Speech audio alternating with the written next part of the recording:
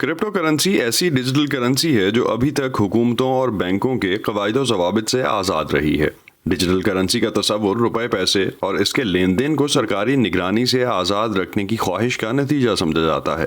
تاہم اس ہی نگرانی کے حصول کے لیے دنیا کی اکثر حکومتیں اور ان کے مرکزی بینک اس وقت تگ و دو کر رہے ہیں۔ مرکزی بینکوں کی اس میں دلچسپی کی ایک وجہ بٹ کوائن کی مقبولیت ہے۔ وہ مارکیٹ میں ایک مد مقابل لانا چاہتے ہیں، لیکن اس میں دلچسپی کی وجہ صرف یہی نہیں ہے۔ میرے خیال میں بٹ کوائن کے نہ ہوتے ہوئے بھی بہت سے مرکزی بینک ایسی اختراعات کا سوچ رہے ہوتے۔ اٹلانٹک کونسل کی ایک تحقیق کے مطابق اس وقت دنیا کے 70 سے زیادہ ممالک سرکاری ڈیجیٹل کرنسیز شروع کرنے پر کام کر رہے ہیں۔ جنوبی امریکہ میں واقع ایکواڈور دنیا کا پہلا ملک تھا جس نے 2015 سے اپنی سرکاری ڈیجیٹل کرنسی کا آغاز کیا۔ تاہم عوام کی جانب سے اس ڈیجیٹل کرنسی میں کم دلچسپی کے باعث بالآخر 2018 میں دنیا کی سرکاری سطح پر لانچ کی گئی یہ پہلی ڈیجیٹل کرنسی واپس لے لی گئی۔ اس سال چین دنیا کی پہلی بڑی معیشت بن گیا ہے جس نے سرکاری سطح پر ایسا ڈیجیٹل کرنسی نظام متعارف کروایا ہے۔ تاہم ابھی تک چین نے اپنے ڈیجیٹل یوان کو قومی سطح پر لانچ نہیں کیا ہے، اور کچھ عرصے سے ملک کے مختلف حصوں میں اس کا لاٹری کے ذریعے منتخب شدہ شہریوں میں آزمائشی استعمال جاری ہے۔ چین کی جانب سے ڈیجیٹل کرنسی متعارف کرائے جانے کے بعد سے امریکہ پر بھی ڈیجیٹل ڈالر متعارف کرانے کے لیے دباؤ بڑھ گیا ہے۔ یہ جدید اختراعات دنیا کی ابھرتی ہوئی منڈیوں اور ترقی پذیر معیشتوں میں ہو رہی ہیں، نہ کہ امریکہ جیسی ترقی یافتہ ترین معیشتوں میں۔ امریکہ تو ابھی اپنے مرکزی بینک کی زیر نگرانی کسی ڈیجیٹل کرنسی کی تحقیق میں بھی انتہائی پیچھے ہے۔ امریکہ کا مرکزی بینک فیڈرل ریزرو اس وقت ڈیجیٹل ڈالر یا امریکہ کی پہلی ڈیجیٹل کرنسی پر سنجیدگی سے غور کر رہا ہے۔ اب تک بٹ کوائن یا کسی اور کرپٹو کرنسی کا لین دین کے لیے استعمال عام نہ ہونے کی وجہ صرف سرکاری کنٹرول کا نہ ہونا نہیں ہے، ان کرنسیز کے اپنے تکنیکی مسائل بھی ہیں۔ ڈیجیٹل کرنسی کو متعارف کرانے سے پہلے ان تکنیکی مسائل کو دور کرنے کا چیلنج اب حکومتوں کو بھی درپیش ہے۔ سب سے بڑا تکنیکی چیلنج یہ ہے کہ کیا آپ سیکیورٹی اور رازداری میں توازن پیدا کر سکتے ہیں؟ کیا آپ اس بات کو یقینی بنا سکتے ہیں کہ ہم اس حقیقی سطح کو سنبھال سکیں جس پر ہم چاہتے ہیں کہ امریکہ بھر میں لوگ اسے استعمال کریں؟ لیکن اگر حکومتیں اپنی ڈیجیٹل کرنسیز جاری کرتی ہیں تو کیا کمرشل بینکوں کا نظام ختم ہو جائے گا؟ اور اگر ایسا ہوگا تو کاروباروں یا انفرادی طور پر دی جانے والی بینکوں کی سہولیات کا کیا ہوگا؟ یہ ہائبرڈ نظام ہوگا، کیونکہ سینٹرل بینک وہ ساری ذمہ داریاں نہیں لے سکتا اور نہ لینا چاہے گا جو اب کمرشل بینکس پرفارم کر رہے ہیں۔ سینٹرل بینک جو بیسیکلی وہ بینکس کا بینک ہے، عام آدمیوں کا بینک نہیں ہے، تو وہ یہی کوشش کریں گے کہ کچھ حد تک وہ ذمہ داریاں لیں جس میں ڈیجیٹل کرنسی کی ایشوئنس ہے، جاری کرنا ہے اس کا، لیکن باقی جو فائنینسنگ کی ایکٹیویٹی ہے وہ کمرشل بینکس ہی کے پاس رہے۔ لیکن اس سب میں عوام کے لیے کیا فائدہ ہو سکتا ہے، خاص طور پر تیسری دنیا کے عوام کے لیے؟ تو مین فائدہ جو ہوگا وہ ان لوگوں کا ہوگا جن کے پاس سیل فون تو ہے لیکن بینک اکاؤنٹ نہیں ہے۔ بینک کی فزیکل برانچز میں جا کے اکاؤنٹ کھولنے کی ضرورت نہیں ہوگی۔ حال ہی میں لاطینی امریکہ کے ملک ایل سلواڈور نے بٹ کوائن کو قانونی کرنسی کے طور پر قبول کرنے کا فیصلہ کیا ہے۔ ماہرین سمجھتے ہیں کہ اگلے چند سالوں میں ڈیجیٹل کرنسیز کو زیادہ وسیع پیمانے پر قبول کیا جائے گا، اختراعات کا بھی زیادہ امکان ہوگا اور دنیا میں چلنے والے مالیاتی نظام میں اس کے لیے گنجائش بھی پیدا کرنی پڑے گی۔ پاکستان میں بٹ کوائن اور دیگر کرپٹو کرنسیز میں تو لوگ سرمایہ کاری کر رہے ہیں۔ پاکستان ان ممالک میں شامل ہے جو سرکاری ڈیجیٹل کرنسی پر بھی کام کر رہے ہیں۔ اسٹیٹ بینک کے گورنر رضا باکر کہہ چکے ہیں کہ 2030 تک پاکستان ای روپیہ شروع کر دے گا۔ پاکستان کے فائنینشل سسٹم کو اس کا کیا فائدہ ہو سکتا ہے، اس پر ہم بات کرتے ہیں سینئر بینکر بشیر طاہر جو ابوظہبی گروپ کے سابق سی ای او بھی ہیں، اس وقت ہمارے ساتھ موجود ہیں۔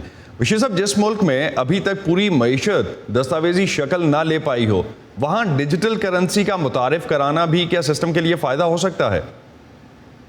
دیکھیں، سسٹم یہ جو ڈیجیٹل کرنسی کا پروسیس ہے یہ سٹارٹ تو بیسیکلی اس وقت ہوا جب بٹ کوائن کا اجرا شروع ہوا اور لوگوں نے اس میں دلچسپی لینی شروع کی، but at the same time اس وقت وہاں پہ ذرا تھوڑی سی انہیبیشن تھی کہ کیا یہ کس حد تک سیکیور ہے، کس حد تک کامیاب ہے، کیا ہو رہا ہے۔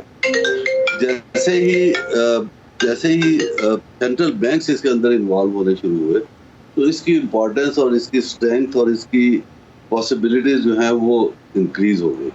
پاکستان کے اندر، پاکستان بھی آپ کو معلوم ہے کہ ایک گروئنگ اکانومی ہے، یوتھ یہاں پہ بے انداز ہے، 60% of the population is young, they are conversant, وہ ان کو پورا کمپیوٹر کا، سسٹم کا، اسمارٹ فون کا، یہ سارا they play with it every day. جی تو یہاں پہ جیسے کہ آپ نے کہا کہ رضا باقر صاحب نے ابھی اناؤنس کیا ہے کہ Pakistan is working on that, تو اس کا دیکھیں یہ چیز جو ہے یہ دنیا میں پھیلے گی. کسی وقت ایک وقت صرف بارٹر سسٹم ہی تھا، اس کے بعد پھر کوائنز آئے، اس کے بعد پھر کرنسی نوٹس آئے، اس کے بعد پھر یہ پروسیس شروع ہوا کہ آن لائن ٹرانسفر ہونی شروع ہو گئی، ٹچ سسٹم کے ساتھ پیمنٹ شروع ہو گئی، کریڈٹ کارڈ ڈیبٹ کارڈ شروع ہو گیا. تو یہ جس وقت کوئی بھی چیز شروع ہوتی ہے اس وقت لوگوں کی انہیبیشنز بھی ہوتی ہیں اور اس کے ساتھ ساتھ اس کے اندر سیکیورٹی کے آسپیکٹس بھی ہوتے ہیں. جیسے جیسے یہ آگے بڑھتی ہے ویسے ویسے سیکیورٹی کے آسپیکٹ جو ہیں وہ کنٹرول ہوتے جاتے ہیں اور اسی طرح سے پاپولیرٹی انکریز ہوتی جاتی ہے. تو I think it has a great future. China اس کے اوپر پاکستان میں کیسا فیوچر ہے بشیر صاحب اس کا پاکستان کے حوالے سے؟ کیونکہ پاکستان میں تو ویسے ہی اسٹیٹ بینک نے اب تک اگر ہم دیکھیں تو کرپٹوز تو ابھی تک لیگلی تو ٹریڈ نہیں کر سکتے آپ پاکستان میں، بین ہے. آپ کو ڈاؤن لوڈ کر لیں آپ کوئی بھی ایپ، لیکن وہ ڈیفینیٹلی باہر ایپس بیسڈ ہیں، آپ ڈاؤن لوڈ کر کے ٹریڈ کر سکتے ہیں. تو پاکستان میں مستقبل کیا بنے گا اس کا؟ پاکستان میں میرے خیال میں پاکستان میں I'm sure Pakistan will progress equally well in this aspect. اس لیے کہ پاکستان کے اندر بھی اب بہت ساری چینجز آ گئی ہیں. اصل ایٹ ون ٹائم پاکستان کے اندر کسی چیز کو سوچنا اور کسی چیز کو کرنا جو تھا وہ بڑا مشکل کام تھا، لیکن اب آپ نے دیکھا کہ ٹیکنالوجی سائڈ کے اوپر بھی پاکستان نے بہت پروگریس کی ہے اور پاکستان کی یوتھ جو ہے اس کے اندر بہت کنٹریبیوٹ کر رہی ہے اور اسی وجہ سے اس کی ایکسپورٹ بھی کافی انکریز ہوئی یہ جو ٹیکنالوجی کی. تو پاکستان کے اندر ڈیفینیٹلی اسکوپ ہے لیکن ٹائم دے گا. It is not going to be as quick as anywhere in the world. Maybe it will be a slow process اور بڑے شہروں سے ہوتے ہوتے پھر یہ چھوٹے شہروں کو اور پرابلی ولیجز اور گاؤں کو کور کرے گا، لیکن اسکوپ ڈیفینیٹلی ہے. لیکن آپ اس فیور میں ہیں کہ پاکستان میں کرپٹوز جو ہیں وہ ٹریڈ ہونی چاہیے، لوکل ایکسچینجز کچھ آنے چاہیے؟ بالکل ہونی چاہیے اور اسی کی طرف یہ دس از اے اسٹیپ فارورڈ. جب گورنر نے یہ کہا تو یہ بالکل سوچی سمجھی بات ہے کہ یہ اس طرف جا رہے ہیں، اس طرف جائیں گے، اسٹیپ بائی اسٹیپ جائیں گے. سینٹرل بینک کا ایک رول ہوگا، اس کے بعد دوسری فائنینشیل انسٹیٹیوشنز کا، کمرشل بینکس کا ایک رول ہوگا، ڈسٹریبیوشن سسٹم بنے گا. تو یہ سارا ڈیفینیٹلی یہ پروگریس کرے گا. 2030 کا جو ٹائم فریم ہے اس میں میرا خیال ہے کہ they will be able to achieve it. اور کافی اب آپ نے دیکھ ہی لیا ہے کہ اب یہ گورنمنٹ جو ہے یہ they are looking at all kind of possibilities and they are looking at participating in the world forums and everywhere. Right. ایک چیز لاسٹ پہ صرف میں اس حوالے سے جاننا چاہوں گا کہ پاکستان میں اگر لیٹ سپوز ہم کہتے ہیں، آپ نے جس طرح سے کہا آپ پریٹی ہوپفل ہیں آپ اس حوالے سے کہ 2030 تک کوائن آ جائے گا، تو پاکستان کی اکانومی کو بھی تو ڈاکومنٹ کرنا پڑے گا. یہ ہیلپ کرے گا پورا نظام اس کو کہیں؟ پاکستان کی اکانومی جو ایک پرسیپشن ہے اوور آل جنرلی لوگوں کا، وہ اور جو فیکٹ ہے اس پہ تھوڑا سا فرق ہے. جی پاکستان نے اس قدر ڈاکومنٹیشن کی ہے تھرو دس نادرا سسٹم. اور اب جب طارق ملک آئے ہیں، Tariq Malik as you know he is a very dynamic person. کافی حد تک چیزیں ڈاکومنٹ ہو گئی اب ڈاکومنٹ ہو گئی ہیں، اس لیے کہ بینکنگ جو ہے وہ ریلیٹ ہو گئی ہے ایک سینٹرل سسٹم کے ساتھ. اب آپ کے پوری ٹرانزیکشن جو ہے وہ اویلیبل ہیں. سملرلی یہ جو نمبر بڑھ رہے ہیں ڈاکومنٹیشن کے وہ بہت فاسٹ بڑھ رہے ہیں. تو میرا خیال یہ ہے کہ نیکسٹ 3 to 4 years اور مے بی 5 years پاکستان کی اکانومی جو ہے وہ ڈاکومنٹ ہو جائے.